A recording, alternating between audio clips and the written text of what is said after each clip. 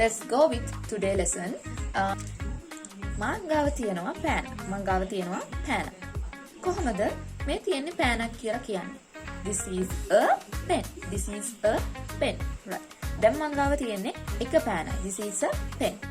Okay, now I have 4 pens. දැන් මට තියෙනවා පෑන් 4ක්. Before I had 1 pen. ඉස්සෙල්ලා මට තිබ්බේ කීයද? එක පෑනයි. Now I have 4. දැන් මට තියෙනවා 4ක්. ඉස්සෙල්ලා මම කිව්වා this is a pen. මේ තියෙන්නේ පෑන. But now I have 4. දැන් මට තියෙනවා 4ක්. දැන් මට කියන්න ඕනේ මේ තියෙන්නේ pen.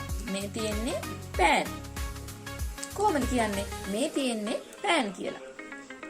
These are pens. එකක් නම් this is, ගොඩක් නම් these are.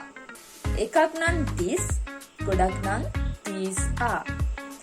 This is, these are. This is, these are. This is, these are. Right. අපි ඒ බැලුවේ ළඟ තියෙන එක දෙයක් සහ ළඟ තියෙන ගොඩක් දේවල් ගැන කියන්නේ කොහොමද කියලා. දැන් මට කියන්න අර තියෙන්නේ පොල් ගහක්, අර තියෙන්නේ පොල් ගස්.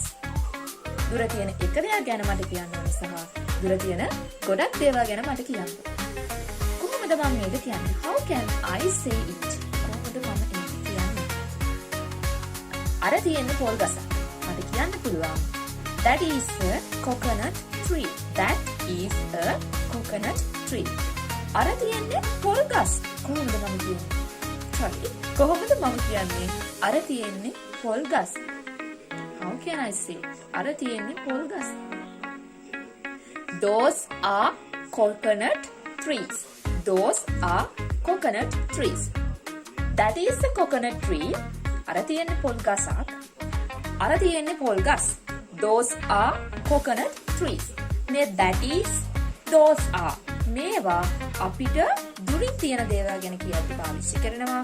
This is, these are කියන ඒවා අපිට ළඟින් තියෙන දේවල් ගැන කියද්දි පාවිච්චි කරනවා. This is, these are. That is, those are.